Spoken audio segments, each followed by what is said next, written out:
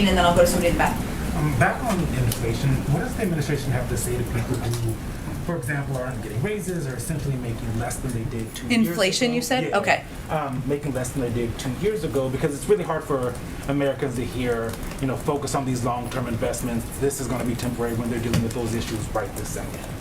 Well, I would first say that one of the steps that we've taken as an administration is to provide a range of assistance to the American people, whether it is in the form of $1,400 checks or the form of the child tax credit that the president has advocated for a multi-year extension of, or whether it's the form of unemployment benefits that people will continue to receive for the coming weeks.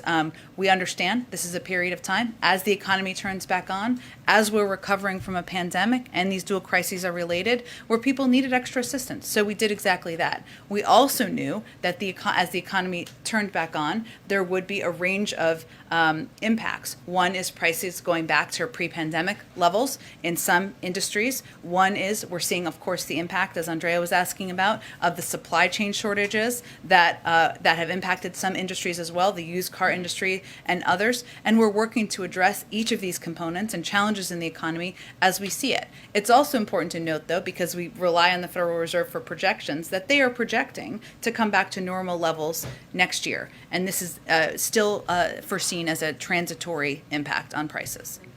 Why don't I